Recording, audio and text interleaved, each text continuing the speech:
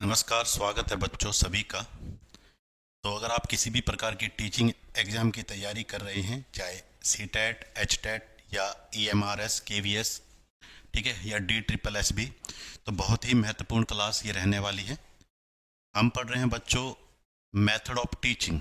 ठीक है, तो एक टीचर के पास सबसे महत्वपूर्ण चीज़ होती है कि भाई उसका टीचिंग का मेथड कैसा है, तो कितने तरीके से टीचिंग की जा सकती है, ये हम पढ़ रहे हैं। एक क्लास ऑलरेडी कल हम कर चुके हैं, उससे आगे आज हम कंटिन्यू करेंगे बच्चों। तो हमारे पास क्या है, ये हमने पढ़ लिया था कल की क्लास में, project method, types of project क्या होते हैं। तो आगे हम थोड़ा चलेंगे, तो क्या फ़ायदा था प्रोजेक्ट मेथड की, क्या नुकसान, ये सारी चीज़ें हम पढ़ चुके हैं। तो आज हम यहाँ से बात करेंगे बच्चों problem solving method. Problem solving method से हम क्लास की शुरुआत करेंगे। ठीक है, तो देखो क्या होता है। जो प्रॉब्लम सॉल्विंग मेथड है बच्चों, जॉन डीवी को इसका क्या माना जाता है, फाउंडर माना जाता है। Student are given real life problem, इस लाइन पे बच्चों फोकस करना कि कोई भी रियल लाइफ प्रॉब्लम दी जाएगी बच्चों को प्रॉब्लम सॉल्विंग मेथड में, टू सॉल्व लॉजिकली, तो लॉजिकली उसे सॉल्व करना है। तो इनक्रेजेस करता है ये reasoning and the scientific attitude, तो बच्चों के अंदर तर्क शक्ति और विज्ञान के जो वैज्ञानिक दृष्टिकोण है उसको क्या करता है, ये बच्चों प्रमोट करता है। तो हिंदी में क्या बात है, विद्यार्थियों को किसी भी समस्या को हल करने हेतु प्रेरित किया जाता है। तर्क शक्ति और वैज्ञानिक दृष्टिकोण का ये विकास करता है। सबसे मेन बात यहाँ पे है कि जो बच्चों को प्रॉब्लम दी जाती है ना, वो रियल लाइफ की प्रॉब्लम होती है। अभी हम एग्जाम्पल से इसको समझने की कोशिश करेंगे। ठीक है, देखो क्या होगा। मान लो step of problem solving method, तो कौन कौन से स्टेप है जब आपको प्रॉब्लम दी जाएगी, तो ये मुख्य रूप से यहाँ पे सबसे पहले तो बच्चों प्रॉब्लम की पहचान करना, पहला स्टेप है प्रॉब्लम की पहचान करना। फॉर्मेशन ऑफ हाइपोथेसिस, परिकल्पना का निर्माण करना। ठीक है, परिकल्पना का निर्माण करना। टेस्टिंग बाय एक्सपेरिमेंट, ठीक है, प्रयोग द्वारा परीक्षण करना। उसके बाद भाई एनालाइज करना और to come to the conclusion, ये स्टेप हैं बच्चों। ठीक है, अब रियल लाइफ की प्रॉब्लम सॉल्विंग मेथड में क्या क्या प्रॉब्लम हो सकती है, जैसे एक एग्जांपल मैं आपको दूं। एक एग्जाम्पल के माध्यम से हम इसको समझने की कोशिश करते हैं। जैसे मान लो कोई भी एक रियल लाइफ प्रॉब्लम आपके सामने आ गई, जैसे टीचर ने बच्चों को कहा, ठीक है, कलर थोड़ा सा हम लेंगे बढ़िया समझना। जैसे मान लो भाई टीचर ने बच्चों को कहा, प्रॉब्लम सॉल्विंग मेथड में टीचर ने बच्चों को कहा, क्या कहा सर, मान लो टीचर ने बच्चों को गंदा पानी दे दिया, गंदा पानी, ठीक है, गंदा पानी बच्चों को दे दिया। अब बच्चों के सामने ये रियल लाइफ प्रॉब्लम आ गई, भाई गंदे पानी को साफ कैसे करोगे, टीचर ने ये पूछ लिया। तो यहाँ पे ये एक प्रॉब्लम सॉल्विंग मेथड है, बच्चों को रियल लाइफ प्रॉब्लम दे दी, भाई गंदा पानी है, साफ कैसे करोगे। तो पहला स्टेप क्या था, प्रॉब्लम की पहचान करना। प्रॉब्लम क्या है भाई, गंदा पानी साफ करना है। ठीक है, गंदे पानी को क्या करना है, साफ करना है, गंदे पानी को साफ करना। ये प्रॉब्लम की पहचान हमने कर ली भाई, गंदे पानी को साफ करना, ये प्रॉब्लम की पहचान हो गई, यही है प्रॉब्लम। अब देखो तुम प्रॉब्लम सॉल्विंग मेथड में दूसरा क्या था, फॉर्मेशन ऑफ हाइपोथेसिस, परिकल्पना का निर्माण करना। परिकल्पना का निर्माण करने का मतलब क्या है बच्चों, परिकल्पना का निर्माण करने का मतलब क्या है। दूसरा क्या था बच्चों, ये तो हो गई भाई प्रॉब्लम आपने पहचान ली, प्रॉब्लम क्या है, गंदे पानी को साफ करना है। दूसरा है हाइपोथेसिस, यानी परिकल्पना का निर्माण करना। अब जब बच्चों के सामने ये प्रॉब्लम आए कि भाई गंदे पानी को साफ करना है, तो वो परिकल्पना का निर्माण कैसे करेंगे। मतलब बच्चे सोचेंगे कि गंदे का पानी में क्या क्या प्रॉब्लम हो सकती है। भाई पानी गंदा क्यों हो सकता है, पानी में धूल मिट्टी के कण हो सकते हैं, ठीक है, पानी में कीटाणु हो सकते हैं, पानी में कुछ पत्थरों के टुकड़े हो सकते हैं, भाई कई तरीके से पानी गंदा हो सकता है। इसको कहते हैं परिकल्पना का निर्माण करना। भाई प्रॉब्लम क्यों है, ठीक है, भाई प्रॉब्लम का निदान करने से पहले प्रॉब्लम क्या हो सकती है पहले तो ये पता होनी चाहिए ना। तो जब गंदा पानी साफ करने की समस्या बच्चों के सामने आई, तो बच्चों ने परिकल्पना का निर्माण किया कि भाई पानी के अंदर क्या क्या हो सकता है, धूल हो सकते हैं, कीटाणु हो सकते हैं, पत्थरों के टुकड़े हो सकते हैं। दूसरा स्टेप तुम्हें समझ आया। तीसरा स्टेप क्या है बच्चों, तीसरा स्टेप क्या है, टेस्टिंग बाय एक्सपेरिमेंट। ठीक है, अब पानी को साफ करने के अलग अलग तरीके हैं, तो अब टेस्ट करेंगे बच्चे, पानी को साफ करने की कोशिश करेंगे। ठीक है, अब टेस्टिंग बाय, अब टेस्ट करेंगे भाई प्रॉब्लम को सॉल्व करने के लिए, भाई एक्सपेरिमेंट करेंगे, टेस्ट करेंगे, एक्सपेरिमेंट करेंगे प्रॉब्लम को सॉल्व करने के लिए। गंदा पानी को साफ करने के लिए क्या करेंगे, कुछ बच्चों ने क्या किया, पानी के अंदर फिटकरी डाल दी पानी को साफ करने के लिए। कुछ बच्चों छालनी लेके आए, भाई छालनी फिल्टर कर दिया कुछ बच्चों ने पानी को, कुछ बच्चे ने पानी को उबाल दिया, कुछ बच्चों ने पानी को उबाल दिया। तो अलग अलग तरीके से पानी को क्या किया, साफ करने की कोशिश की। तो ये तीसरा स्टेप हो गया बच्चों, एक्सपेरिमेंट टेस्टिंग। भाई कैसे हम प्रॉब्लम को सॉल्व करेंगे, तो सॉल्व करने के लिए किसी प्रकार के टेस्ट करोगे, अलग अलग तरीके से प्रॉब्लम को सॉल्व करने की कोशिश करोगे, अलग अलग एक्सपेरिमेंट करोगे। तीसरा स्टेप ये है भाई। चौथा स्टेप है बच्चों एनालाइज करना। एनालाइज करने का मतलब क्या है, एनालाइज करने का मतलब है कि भाई अब बच्चे क्या करेंगे, अलग अलग बच्चे ने अलग अलग तरीके से पानी को साफ करके देखा। अब विश्लेषण किया जाएगा, एनालाइज किया जाएगा। एनालाइज क्या होगा, ठीक है, एनालाइज जब करेंगे, विश्लेषण करेंगे, तो बच्चे क्या करेंगे देखना। अब बच्चे आपस में तुलना करेंगे, भाई फिटकरी से भी पानी को साफ किया, फिल्टर किया गया, उबाल गया, कौन सा बेहतर तरीका है, कौन सा बेहतर तरीका। तो आपस में जो प्रॉब्लम सॉल्व करने के तरीके थे उनकी तुलना की जाएगी। कितने तरीके से प्रॉब्लम सॉल्व हो सकती थी, तो तरीकों की तुलना की जाएगी, तरीकों की तुलना की जाएगी, और तुलना करके हमें यह पता चलेगा कौन सा बेस्ट तरीका है, सबसे बढ़िया तरीका कौन सा है। तो यह आपका चौथा स्टेप भी हो गया। लास्ट स्टेप है बच्चों फाइनल कंक्लूजन। तो फाइनल कंक्लूजन, कोई ना कोई कंक्लूजन निकालेंगे, और लास्ट में जो फाइनल कंक्लूजन निकाला हमने, फाइनल जो कंक्लूजन निकाला, तो हमने ये कंक्लूजन निकालना कि उबाल कर पानी को साफ करना सबसे बेस्ट तरीका है। ये एक प्रॉब्लम सॉल्विंग मेथड है। ये एग्जांपल आपको मेरे ख्याल से बहुत कुछ बताएगा। अगर आप पूरी तरह अच्छी तरह समझना चाहते हो तो मेरे ख्याल से आपको समझ आ गई। ठीक है, डन है। तो प्रॉब्लम क्या आई बच्चों, गंदा पानी साफ करना है। पहले प्रॉब्लम को पहचान किया, भाई पानी गंदा है, साफ करना। फिर परिकल्पना का निर्माण किया, भाई कैसे कैसे पानी के अंदर क्या क्या प्रॉब्लम हो सकती है, धूल के कण हो सकते हैं, कीटाणु हो सकते हैं, पत्थरों के टुकड़े, या कोई भी और प्रकार का चीज हो सकती है। फिर एक्सपेरिमेंट और टेस्ट किए जाएंगे प्रॉब्लम को सॉल्व करने के लिए। ठीक है, किसी बच्चे ने फिटकरी से पानी को साफ किया, किसी ने फिल्टर किया, किसी ने उबाल के साफ किया, अलग अलग विधियां अपनाई। फिर एनालाइज किया, जो अलग अलग बच्चे थे जिन्होंने अलग अलग तरीके से पानी को साफ किया, आपस में विचारों का आदान प्रदान किया, और फिर तरीकों की तुलना की कौन सा बढ़िया, और फाइनल कंक्लूजन निकाला कि जो उबाल कर पानी को साफ करने का तरीका ये सबसे बेस्ट है सर। तो इसको कहते हैं बच्चों problem solving method. Problem solving method. तो मेरे ख्याल से किसी प्रकार की दिक्कत आपको इसमें नहीं होनी चाहिए। अब चलेंगे बच्चों आगे। ठीक है, उसके बाद है बच्चों अन्वेषण विधि। अन्वेषण विधि, ठीक है, अन्वेषण विधि क्या है सर, ठीक है, ह्यूरिस्टिक मेथड। ह्यूरिस्टिक मेथड, अन्वेषण विधि, यानी खोज विधि कह सकते हो तुम इसको। तो H.E. आर्मस्ट्रॉन्ग, जिनका पूरा नाम था हेनरी एडवर्ड आर्मस्ट्रॉन्ग, इनको इस विधि के फाउंडर माना जाता है। ठीक है, अन्वेषण विधि। ठीक है, और जो ये ह्यूरिस्टिक मेथड है बच्चों, ये ह्यूरिको शब्द से डिराइव किया गया है। ह्यूरिको एक शब्द है बच्चों, ग्रीक भाषा का ये शब्द है, इससे ये डिराइव किया गया है, और जिसका मतलब है टू डिस्कवर, किसी की खोज करना। डिस्कवर का मतलब होता है खोज, टू डिस्कवर का मतलब होता है खोज करना। ठीक है, या इसका मतलब है टू फाइंड, ढूंढना, किसी चीज को ढूंढना, ये इसका मतलब है। तो यहां क्या ढूंढेंगे सर, हम समस्या का समाधान ढूंढेंगे। अब प्रॉब्लम सॉल्विंग मेथड और ह्यूरिस्टिक मेथड में क्या अंतर है, देखो प्रॉब्लम सॉल्विंग मेथड में भी तो हम समस्या का समाधान ढूंढ रहे थे, लेकिन प्रॉब्लम सॉल्विंग मेथड जो होती है वो आम जीवन की, रियल लाइफ की समस्या होती है।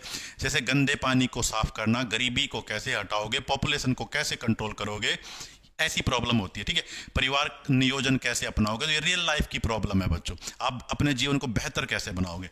लेकिन अन्वेषण मेथड में किसी भी प्रकार के ज्ञान की आप खोज कर सकते हो, कोई जरूरी नहीं कि भाई वो रियल लाइफ से ही जुड़ा हो। ठीक है, इस पद्धति में शिक्षक छात्रों के लिए एक समस्या निर्धारित करता है और फिर छात्र उत्तर की खोज करते हैं। बहुत सारे एग्जाम्पल आप दे सकते हो। जैसे मैंने छात्रों को एक प्रॉब्लम दे दी, अब दोबारा ध्यान से सुन लो। प्रॉब्लम सॉल्विंग मेथड में जो प्रॉब्लम होती है वो आम जीवन से रिलेटेड है। ठीक है, लेकिन यहाँ पे कोई भी प्रॉब्लम हो सकती है, आम जीवन में उसका यूज हो भी सकता है, नहीं भी हो सकता है। तो ज्यादातर जैसे मैंने छात्रों को कहा भाई ऐसे नंबर बताओ, जैसे मैथ के ही मैंने एक प्रॉब्लम दे दी, ऐसे नंबर बताओ। ठीक है, ऐसे नंबर बताओ जिनमें 7 से भाग देने पर 3 शेष बचे, 3 शेष बचे। अब यहां पे क्या होगा बच्चों, ये एक ह्यूरिस्टिक मेथड हो गया, अन्वेषण विधि है। यहां पे बच्चे खुद सोचेंगे और ज्ञान का निर्माण करेंगे। हालांकि बहुत छोटे बच्चों के लिए इस प्रकार का मेथड थोड़ा प्रॉब्लमैटिक हो सकता है, तो समझ गए, तो ये रियल लाइफ प्रॉब्लम नहीं है, ठीक है, मैथ्स की एक प्रॉब्लम है। तो भाई 7 से भाग देने पर 3 शेष बच्चे, अब इसका आंसर बच्चे अलग अलग दे सकते हैं, ठीक है। तो आप कहोगे सर 7 से भाग दिया, एक तो 10 आया सर, एक 17 आया सर, एक 24 आया सर, ठीक है, एक 31 आया, ये ऐसे कुछ नंबर हैं, ठीक है, इनमें 7 7 जोड़ता रहूंगा, 38 7 45, ये नंबर चलते रहेंगे, इनको 7 से भाग देने पर 3 शेष आएगा। तो ये एक बच्चे खुद सोचेंगे, जब बच्चों के सामने ये मेथड, ये समस्या आएगी तो बच्चा अपना दिमाग लगाएगा, ज्ञान का निर्माण करेगा, ठीक है, ये हो सकता है। या मैंने बच्चों को कहा भाई जाओ तुम पार्क में या जंगल में जाओ, देख के आओ, पता करो कौन से पौधों की पत्तियां लंबी होती हैं। तो यहां पे भी बच्चे क्या करेगा, बच्चों देख के खुद करेगा। इसको प्रोजेक्ट मेथड भी तुम एक प्रकार से कह सकते हो, प्रोजेक्ट मेथड भी यहां पे यूज किया जा सकता है। तो इस प्रकार का, ठीक है। तो ह्यूरिस्टिक मेथड और अन्वेषण विधि, और हमारे पास बच्चों साथ में प्रॉब्लम सॉल्विंग में थोड़ा प्रॉब्लम है। प्रॉब्लम सॉल्विंग में रियल लाइफ की प्रॉब्लम होगी, यहां पे किसी प्रकार की भी समस्या हो सकती है, बच्चा अपना दिमाग लगा के उसको सॉल्व करने की कोशिश करेगा, ठीक है। अब यहां पे भी प्रोसीजर, कौन कौन सी प्रक्रिया है, सबसे पहले समस्या पहले दी जाएगी, पहले तो बच्चों को समस्या दी जाएगी, फिर है, ठीक है, फिर भाई समस्या को सॉल्व कैसे करना है ये इंस्ट्रक्शन भी दिया जाता है इसमें, ठीक है, इंस्ट्रक्शन दिया जाएगा। तो थोड़ा सा मतलब जैसे होता है ना, स्कैप फोल्डिंग नहीं करते हम, थोड़ा सा बताएगा शिक्षक कि भाई ऐसे ऐसे करके देख लेना। फिर भाई जो भी समस्या होगी ऑब्जर्वेशन, अवलोकन किया जाएगा, ठीक है, अवलोकन करने का मतलब है जो हमारे परिणाम आएगा उनको देखेंगे हम, और अंत में हम किसी निष्कर्ष पे निकलेंगे। इसका यूज होता है बच्चों साइंस और मैथ्स में ज्यादा इसका यूज होते हैं, अन्वेषण विधि का, ठीक है, अन्वेषण विधि का। जो साइंटिस्ट लोग हैं ना बच्चों, इस चीज की खोज कर दी या कोई नया पदार्थ ढूंढ लिया तो अन्वेषण विधि का ही यूज करते हैं, वो अन्वेषण विधि का ही यूज करते हैं, वो अलग अलग एक्सपेरिमेंट करके देखते हैं, यहां से ये रिजल्ट आया, यहां से ये रिजल्ट आया, अन्वेषण विधि। उसके बाद भाई एडवांटेज इसके क्या है, यह संज्ञानात्मक है। संज्ञानात्मक का मतलब है इससे ज्ञान का विकास होगा आपके, इट इज कॉग्निटिव है बच्चों, ठीक है। भावात्मक है और गत्यात्मक उद्देश्यों को प्राप्त करने में मदद करता है। गत्यात्मक का मतलब है साइकोमोटर, जो आपकी जो साइकोमोटर जो आपका डेवलपमेंट है यहां से होगी, आप अपनी दिमाग का या और हमारे जो माइक्रो ऑर्गेनिज्म है, माइक्रो जो हमारे पार्ट्स हैं उनका यूज करोगे आप यहाँ पे, ठीक है। ये बच्चों के अंदर वैज्ञानिक दृष्टिकोण पैदा करने में महत्वपूर्ण भूमिका निभाता है और बच्चों की क्रिएटिविटी का विकास करता है, उनके अंदर रचनात्मकता का विकास ये करता है ये मेथड। डिसएडवांटेज क्या है बच्चों, वही मैंने तुम्हें कहा था, छोटे बच्चों के लिए प्राइमरी लेवल पे इस मेथड का यूज करना थोड़ा मुश्किल है, ये इसकी मेन प्रॉब्लम है बच्चों। तो मेरे ख्याल से डन है, किसी प्रकार की कोई दिक्कत आपको इसमें नहीं होनी चाहिए। यहां तक किसी को कोई दिक्कत है तो बताओ बच्चों, नहीं तो हम आगे चलेंगे। ठीक है, यहां तक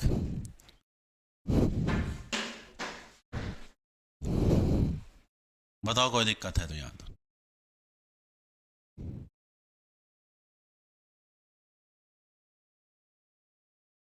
गुड आफ्टरनून। तो मेरे ख्याल से डन है ये मेथड, ठीक है। तो दोनों में फर्क भी समझ गए होंगे तुम, प्रॉब्लम सॉल्विंग और ह्यूरिस्टिक मेथड जो है इन दोनों में क्या क्या डिफरेंस है। अब चलते हैं बच्चों अगली, प्ले वे मेथड, खेल विधि। भाई बहुत छोटे बच्चों के लिए बहुत इंपॉर्टेंट ये विधि है, ठीक है। प्ले वे मेथड, खेल विधि। तो इसके बच्चों फ्रोबल, तुमने एक नाम सुना होगा, ठीक है। तो जो हमारे पास फेडरिच फ्रोबल जो ये व्यक्ति थे, इन्होंने इस विधि की खोज की थी, फेडरिच फ्रोबल। इन्हें फादर ऑफ किंडरगार्टन एजुकेशन, ठीक है, छोटे बच्चों को जो एजुकेशन दी जाती है खेल खेल में, उसे किंडरगार्टन कहते हैं, उसका जनक भी इन्हें माना जाता है बच्चों, ठीक है।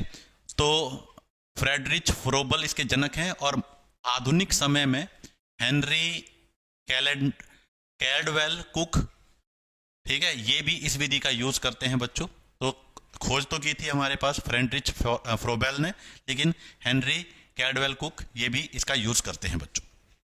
उसके बाद भाई सिंपल सी विधि है ये, बच्चों को ज़्यादा प्रिंसिपल बता के लेक्चर देकर समझाना मुश्किल होता, छोटे बच्चे होंगे तो उन्हें आपको कोई भी चीज़ सिखानी है तो इंटरेस्टिंग वे में सिखाना पड़ेगा। खेल खेल में बच्चे सीख गए तो सीख गए, ठीक है। तो खेल कूद और मनोरंजन गतिविधियों के माध्यम से शिक्षा दी जाएगी बच्चों को। फेडरिक फ्रोबेल ने इसको विकसित किया था, छोटे बच्चों के लिए अत्यंत उपयोगी है, ठीक है, तो बिल्कुल सिंपल सी बात है। Learning through play and activities make learning enjoyable, suitable for pre primary and the primary education. अब यहां पे तुमने देखा होगा जो ये फ्रोबेल है, फ्रोबेल जो ये व्यक्ति हैं बच्चों, इन्हें फादर ऑफ किंडरगार्टन माना जाता है। तो थोड़ा सा किंडरगार्टन के बारे में भी हम जानकारी ले लेते हैं, क्या होता है किंडरगार्टन एजुकेशन। ठीक है, तो किंडरगार्टन जो है बच्चों, किंडरगार्टन एजुकेशन जिसे बालोद्यान, ठीक है, बच्चों का उद्यान, बालोद्यान शिक्षा भी कहते हैं। तो जो ये किंडरगार्टन शब्द है ना, ये जर्मन भाषा का है बच्चों। पहली बात तो ये ध्यान रखना, जर्मन भाषा का ये शब्द है। ज्यादातर अपने पास जो शब्द है मैथ के अंदर या किसी भी लैंग्वेज के अंदर वो ग्रीक भाषा से लिए गए हैं, लेकिन ये जो किंडरगार्टन है ये जर्मन भाषा का शब्द है। ठीक है, किंडर का मतलब होता है बच्चों चिल्ड्रन यानी बच्चे, और गार्टन का मतलब होता है बच्चों गार्डन। हम गार्डन कहते हैं, जर्मन में गार्टन है बच्चों, यानी बगीचा, यानी गार्डन ऑफ चिल्ड्रन, बच्चों का बगीचा। ठीक है, बच्चों का बगीचा। तो किंडरगार्टन का ये मतलब है बच्चों। फाउंडर कौन है बच्चों? फ्रेडरिक फ्रोबेल इसके फाउंडर है बच्चों, और ये जर्मनी के एक शिक्षा शास्त्री थे। 1837 में इन्होंने पहला किंडरगार्टन स्कूल भी खोला था। तो पहला जो किंडरगार्टन स्कूल है बच्चों 1837 के अंदर खोला गया था, 1837 के अंदर खोला गया था। अब बच्चों यहाँ पे बच्चों को सिखाने के लिए कौन कौन सी एक्टिविटीज का यूज करते हैं? सिंगिंग का यूज कर लिया, या किसी भी प्रकार का चित्र बनाना। ठीक है, चित्र बनाना इसके साथ आएगा, ड्राइंग को कहते हैं ना चित्र बनाना। तो यहाँ पे सिंगिंग का मतलब है भाई गाना गाना, ठीक है, गाना गाना, या ड्राइंग करना, किसी भी प्रकार का चित्र बनाने के लिए बच्चों को दे दिया। ठीक है, मिट्टी से आकृति बनाना, जो क्ले मॉडलिंग जिसे हम कहते हैं बच्चों, कहानी सुनाना, स्टोरी टेलिंग, या समूह खेल, ग्रुप में बच्चों को कोई गेम खिला देना। तो ये एक्टिविटीज की जाती हैं इसमें, जिसके थ्रू बच्चों को सिखाया जाता है। ठीक है, तो यहां से किंडरगार्टन जो है बच्चों याद रखना। ठीक है, फ्रेडरिक फ्रोबेल इसके क्या है? फ्रेडरिक है ये, फ्रेडरिक। ठीक है, फ्रेडरिक फ्रोबेल। फ्रोबेल फ्रोबेल याद रखो, फ्रोबेल वर्ड ही यूज किया जाता है, फ्रोबेल ज्यादा पूछा जाता है। तो फ्रेडरिक फ्रोबेल इसके फाउंडर हैं। कहाँ के हैं? जर्मनी के हैं। और अगर आपसे ये पूछ ले पहला किंडरगार्टन स्कूल कब खोला गया? 1837 में खोला गया था ये। ठीक है, और इन्होंने ही खोला था, फ्रोबेल जो ये जर्मनी के शिक्षा शास्त्री थे, इन्होंने खोला था भाई। उसके बाद है बच्चों एक्टिविटी बेस्ड इंटरेक्टिव मेथड बच्चों। ठीक है, कौन कौन से इंटरेक्टिव मेथड है? इंटरेक्टिव मेथड है जिसमें इंटरेक्शन होगा बच्चों के बीच में भी और टीचर और बच्चों के बीच में भी। तो इसमें सबसे पहले है बच्चों डिस्कशन मेथड। बहुत ही इंपॉर्टेंट ये मेथड होता है बच्चों, डिस्कशन मेथड। चर्चा विधि, चर्चा विधि में सबको अपने विचार रखने का समय दिया जाता है, सबको मौका मिलता अपना विचार रखने का। चर्चा विधि में एक और विशेषता होती है, हम किसी की बात को काटते नहीं है। बेशक से वो गलत भी कह रहा हो तभी कोई बात नहीं, उसकी बात को हम सुनते हैं, उसका तर्क करते हैं उसके बारे में, लेकिन ये नहीं कहते कि भाई रुक जाओ, गलत है, ऐसा रोकते नहीं है। ठीक है, तो जॉन डीवी इसके फाउंडर भी जॉन डीवी को माना जाता है। Exchange of ideas between teacher and the student, अध्यापक और बच्चों के बीच में आइडियाज का आदान प्रदान होगा बच्चों। प्रमोट, ये क्या प्रमोट करता है बच्चों? थिंकिंग, हमारी सोच को विकसित करता है। कम्युनिकेशन स्किल डेवलप करता है, और कॉर्पोरेशन यानी सहयोग की भावना इससे विकसित होती है बच्चों। Build confidence in the social skill, ये क्या करता है बच्चों? कॉन्फिडेंस, आत्मविश्वास, और बच्चों के अंदर जो सामाजिक स्किल है वो डेवलप करता है ये मेथड, एक्टिविटी बेस्ड मेथड। ठीक है, हिंदी में आप बात समझ सकते हो, शिक्षक और विद्यार्थियों के बीच में विचारों का आदान प्रदान होगा, विचारशीलता, सहयोग की भावना को बढ़ावा मिलेगा, आत्मविश्वास इससे विकसित होगा। तो सिंपल सी ये मेथड है हमारे पास। उसके बाद बच्चों एक मेथड है जिसको हम कहते हैं रोल प्ले मेथड।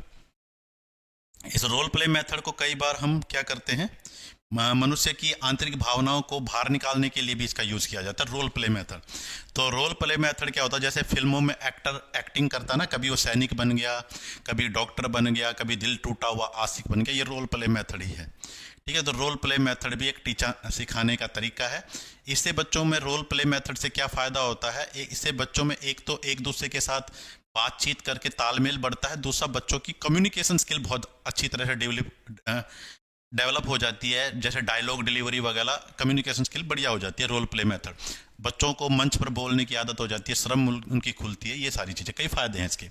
तो जॉर्ज हर्बर्ट मीड, ठीक है, एक सोशोलॉजिस्ट थे, समाजशास्त्री थे, इन्होंने इस मेथड का क्या किया बच्चों? विकास किया, जॉर्ज हर्बर्ट मीड। विद्यार्थी किसी स्थिति या अभिनय करके सीखते हैं भाई, या तो कोई सिचुएशन दी जाएगी बच्चों को या किसी का किरदार निभाना पड़ेगा। Student act out role in real life situation, कोई भी रियल लाइफ सिचुएशन दे दी, जैसे बच्चों को कहा भाई आप का एग्जाम हुआ था, आपके बहुत अच्छे नंबर आए, अब आपको अपने आप को व्यक्त करना है। ऐसी सिचुएशन में आप कैसे व्यक्त करोगे? एक्टिंग करके दिखाओ, रोल प्ले। ठीक है, ये क्या करता है? Develop empathy, understanding and the communications. ठीक है, समझ, सहानुभूति और बच्चों कम्युनिकेशन, ठीक है, संचार की भावना को विकसित करता है। ज़्यादातर ये मॉरल एजुकेशन और लैंग्वेज और सोशल स्टडीज़ के अंदर इस मेथड का यूज़ किया जाता है। रोल प्ले यानी दूसरे का किरदार निभाना।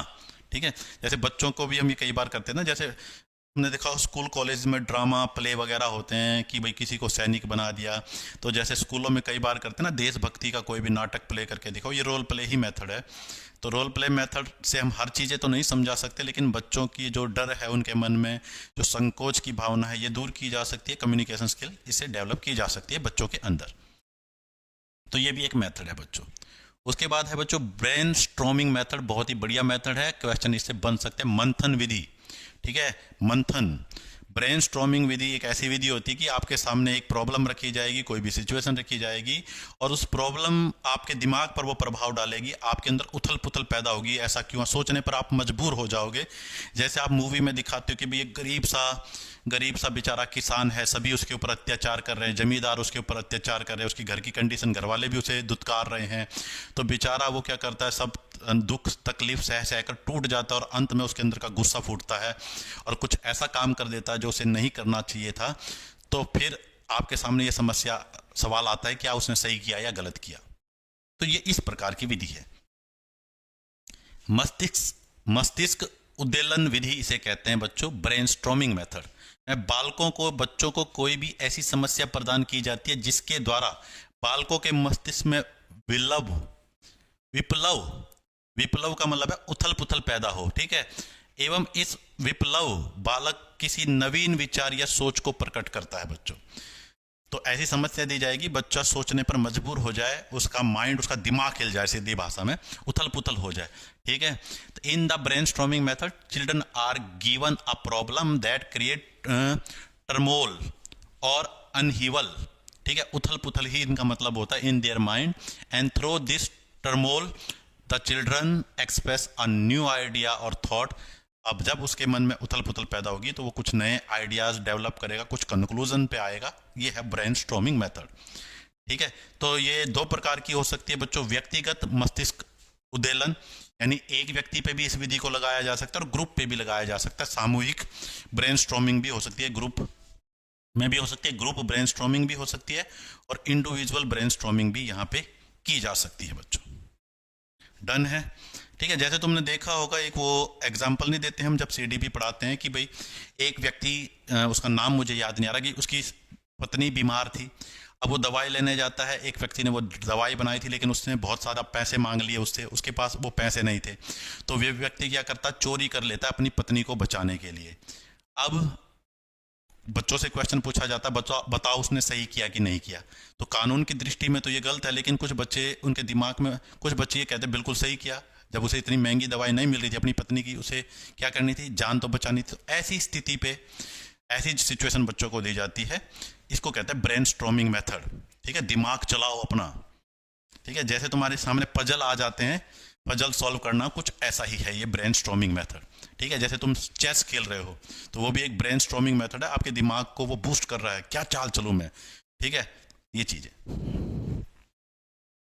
अब बच्चों फायदा क्या है, अगर इसको सही तरीके से कंट्रोल किया जाए तो इससे बच्चों नए आइडियाज विकसित हो जाते हैं। तो ब्रेन स्टॉर्मिंग मेथड को अगर सही तरीके से कंट्रोल कर रहा है तो नए ज्ञान का विकास हो सकता है, नए आइडियाज विकसित हो सकते हैं। अगर ठीक से नियंत्रित किया जाए तो यह विचारों को उत्पन्न करने का एक त्वरित तरीका है। त्वरित का मतलब है बच्चों, ठीक है, जल्दी से ये विचार उत्पन्न कर सकता है, जल्दी से हमें प्रॉब्लम का सॉल्यूशन मिल सकता है अगर इसको प्रॉपर तरीके से कंट्रोल किया जाए। कौन सी विधि है बच्चों, ये ब्रेन स्टॉर्मिंग मेथड। ठीक है, अब बच्चों इसके अवगुण क्या हैं। उचित नियंत्रण या आप प्रॉपर तरीके से अगर इसको कंट्रोल नहीं कर सको तो समूह को समाधान प्राप्त करने में लंबा समय लग सकता है। तो मान लो आपने, जैसे मान लो ग्रुप ब्रेन स्टॉर्मिंग आप कर रहे हो और ग्रुप को आपने कोई समस्या दे दी, तो कंट्रोल करना जरूरी है, क्योंकि ग्रुप में जब कोई समस्या आएगी तो हर एक के विचार अलग अलग हो सकते हैं। तो हो सकता है वो किसी फाइनल कंक्लूजन पे ना निकल पाए, ना पहुंच पाएँ। ठीक है, जैसे मैंने एक सिंपल सा एग्जांपल दिया कि भाई एक साहूकार था और किसान ने उसके ऊपर बहुत ज़्यादा अत्याचार किए, उसके खेत छीन लिए, उसकी फसलें जला दी और किसान ने साहूकार को गोली मार दी। मान लो वैसे तो हिंसा वाला एग्जाम्पल नहीं देना चाहिए, लेकिन मैंने भी तुम्हें दे दिया, तुम बड़े हो गए। अब बताओ किसान ने सही किया या गलत किया। अगर ये मैं ग्रुप ब्रेनस्टॉर्मिंग कर रहा हूं तो यहाँ पे लोगों के अलग अलग विचार हो सकते हैं। कुछ लोग कहेंगे भाई किसान ने गलत किया, कानून को अपने हाथ में नहीं लेना चाहिए। कुछ कहेंगे बिल्कुल सही किया। ठीक है, तो अब कंक्लूजन निकालने पर यहाँ क्या हो सकता है, कंट्रोवर्सी पैदा हो सकती है। तो इसलिए एक लिमिट कंट्रोलर होना चाहिए, कंट्रोल करना चाहिए कि वो डिस्कशन आपकी ज्यादा वाइल्ड ना हो जाए। तो ये कह रहा है यहाँ पे, डन है। उसके बाद भाई लेबोरेटरी मेथड, प्रयोगशाला विधि, लेबोरेटरी मेथड।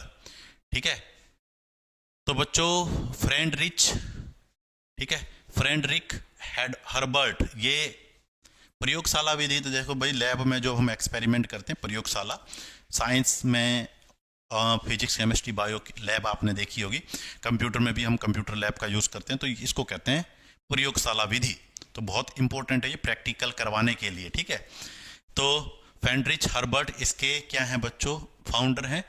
और विज्ञान में इसका यूज जॉन डेवी और किलपैट्रिक ने किया था बच्चों। फाउंडर तो इसके शुरू में तो फ्रेडरिच हर्बर्ट ने इसका यूज किया था, लेकिन साइंस के फील्ड में, वैज्ञानिक रूप से जो साइंटिफिक स्टडी के फील्ड में इसका यूज किया था जॉन डेवी और किलपैट्रिक ने।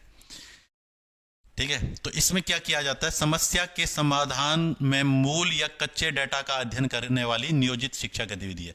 तो रॉ डेटा मतलब जब हम एक्सपेरिमेंट करते हैं तो एक्सपेरिमेंट में बच्चों को क्या करते हैं, हम रॉ डाटा देते हैं, बच्चा उनका यूज करके कुछ ना कुछ बनाता है या कुछ एक्सपेरिमेंट करके कुछ ना कुछ प्रोडक्ट जनरेट करता है। ये है आपकी। ठीक है, इस पद्धति का उपयोग विज्ञान, भौतिक, रसायन विज्ञान और जीव विज्ञान और गणित में ज्यादा किया जाता है बच्चों। तो फिजिक्स केमिस्ट्री बायो मैथ्स में ज्यादा इसका यूज किया जाता है, जहां पे एक्सपेरिमेंट आपको करके देखना है। जैसे फिर से वही बात आ गई, जैसे 11th क्लास में आपको आता था, आपको कॉपर सल्फेट के क्रिस्टल बनाने हैं, तो ये एक प्रयोग करना था आपको। ठीक है, या आपको डार्क रूम में न्यूटन रिंग देखनी है, तो कुछ साइंस वाले बच्चे होंगे उन्हें शायद ये बातें समझ आई होंगी। तो कुछ एक्सपेरिमेंट करके आपको क्या करना है, कुछ चीजें प्रोड्यूस करनी है। और कुछ इससे क्या होगा, एक्सपेरिमेंट करने से इसमें दो चीजें होती हैं, कुछ चीजें हमें पता होती है, कुछ चीजें हमें नहीं पता होती है।